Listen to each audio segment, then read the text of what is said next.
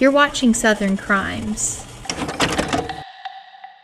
The Louisiana bayou holds its secrets well. Spanish moss drapes ancient cypress trees like funeral shrouds, and the murky water reflects nothing but darkness. In the small town of Jennings, population 10,000, everyone knows everyone's business, or so they thought. Between 2005 and 2009, 8 young women would disappear from these quiet streets. Their bodies would be found floating in canals, dumped in remote locations, discarded like refuse in the very waters that had sustained their community for generations. They all knew each other. Some were related by blood, others shared apartments. They frequented the same bars, the same motels. They used drugs together, survived together, and one by one, they all became murder victims. But this isn't just a story about a serial killer stalking the bayou. This is a story about a town where the line between law enforcement and criminal enterprise became so blurred that residents began to wonder, were the very people sworn to protect them actually hunting them down? This is the story of the Jeff Davis 8, where justice drowned in the same dark waters that claimed their lives. This is Southern Crimes.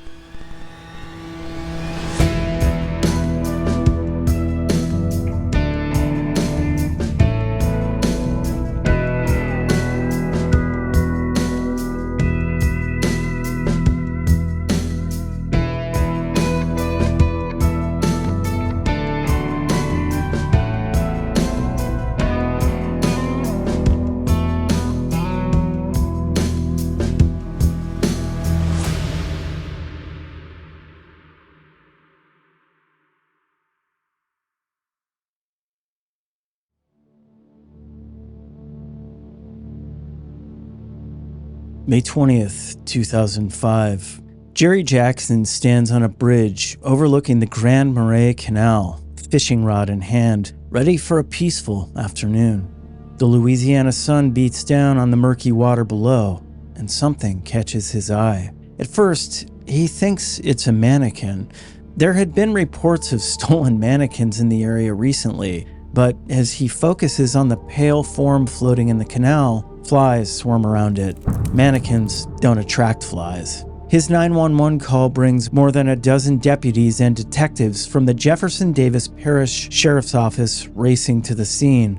Hours later, they pull the decomposing body of a woman from the water. She's partially clothed, blue jeans, white blouse, blue panties. No identification, no obvious signs of trauma, except for a small patch of blood under her scalp.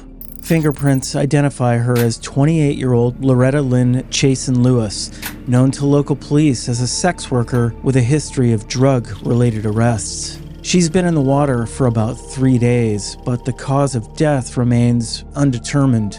No drowning, no sexual assault, no significant injury. But Loretta's death wouldn't remain isolated for long. Less than a month later, on June 18th, 2005, froggers discover another body in a different canal. This time, there's no question about the cause of death. 30-year-old Ernestine Patterson's throat has been slashed, her body bearing clear signs of a violent struggle. Like Loretta, Ernestine was involved in sex work and struggled with addiction. Like Loretta, she knew the same people, frequented the same places, moved in the same dangerous circles on the south side of Jennings. 2 women, 2 canals, 2 deaths within a month. The rumors begin immediately. There's a serial killer loose in Jefferson Davis Parish.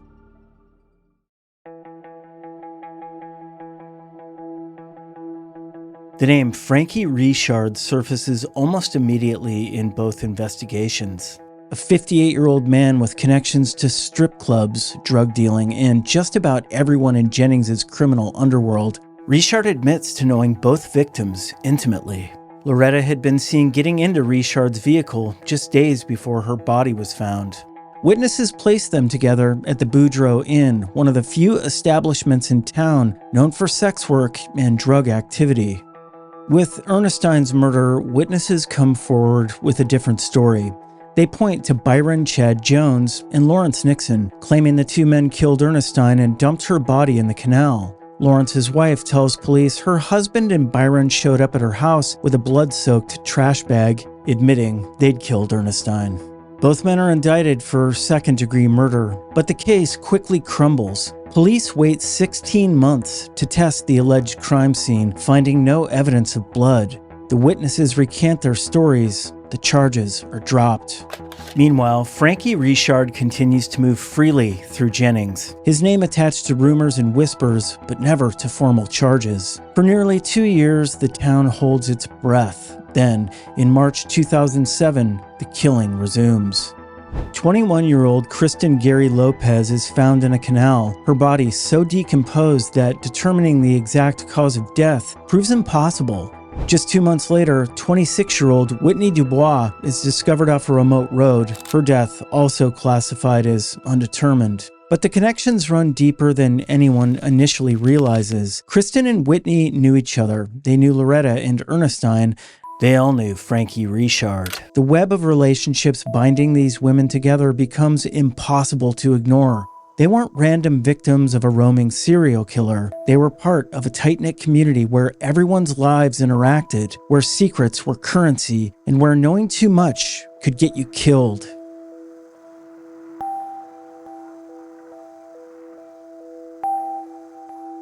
As the body count rises, so do the whispers about police involvement. In Jefferson Davis Parish, the line between law enforcement and criminal enterprise has become dangerously blurred. Former Jennings police chief Johnny Lassiter, who served during the time of the killings, pleads guilty to stealing money and drugs from the evidence room. Jefferson Davis deputy Paula Guillory is fired for similar offenses. She'd been a key member of the multi-agency task force created to solve the murders. The missing evidence? It came from a drug case against a man who remains a lead suspect in the killings. But the most damaging incident involves Deputy Warren Gary, the department's chief criminal investigator. In 2007, Gary is fined $10,000 for buying a truck from a parish inmate and immediately selling it for a profit. The truck's disappearance proves devastating to the investigation. 2 witnesses had told detectives that Kristen Lopez, the third victim, had been a passenger in that very truck. They claimed it was used to transport her body to the canal where she was found. But instead of being disciplined, Gary is promoted to commander of the evidence room. The fox is now guarding the henhouse. A 109-page task force report contains dozens of interviews where witnesses suggest police involvement in the murders. But rather than pursuing these leads, the sergeant who takes the statements is fired. The deputy who sold potential evidence gets a promotion. The message is clear. In Jefferson Davis Parish, asking the wrong questions can be more dangerous than committing the crimes.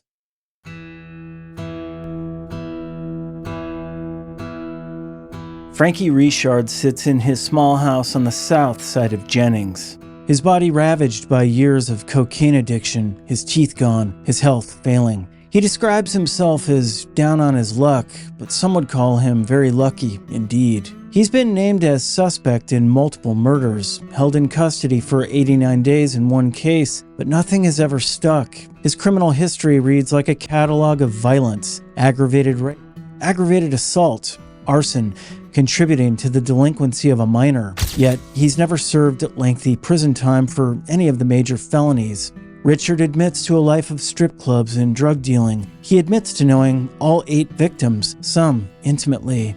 He admits to trading drugs for sex, though he won't name names. Most damning of all, he admits to being one of the last people to see several victims alive.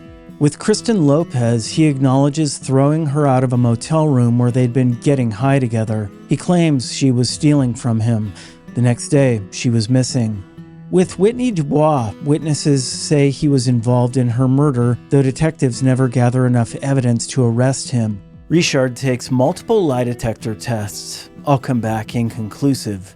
But Richard has his own theory about the murders. He tells investigators that if it wasn't a cop who committed the killings, then there's definitely a cop who knows who did.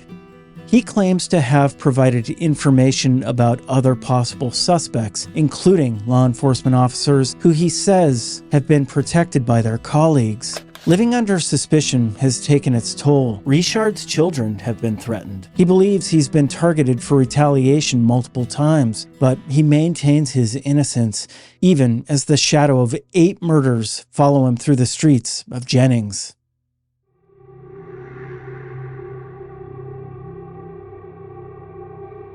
The killing continues with methodical precision. On May 29, 2008, 23-year-old Laconia Muggy Brown is found on a roadside. Her throat slashed 7 times, bleach poured over her body to destroy evidence. Muggy's death tightens the web of connections even further. She was one of 2 sex workers reportedly with Loretta the night before the first victim's body was found.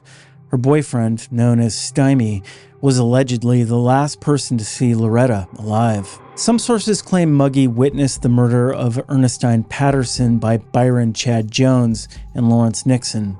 Lawrence is her cousin. Did someone want to silence her, or was she simply another victim of the same predator who'd been stalking Jennings for years? After Muggy's death, the Jefferson Davis Parish coroner contacts her family with a chilling message. He suspects police are involved in her murder, and he believes he's being followed by sheriff's deputies. He provides no details, no evidence, just a warning before disappearing back into silence. The final 2 victims follow in quick succession. 24-year-old Crystal Shea Benoit Zeno is found in September 2008. Her skeletal remains discovered by hunters in the woods. 17-year-old Brittany Gary, cousin of victim Kristen Lopez, is found weeks later, her nude body decomposing in tall grass off a rural road. 8 women, 4 years, all connected by the same dangerous web of relationships, all silenced before they could reveal what they knew.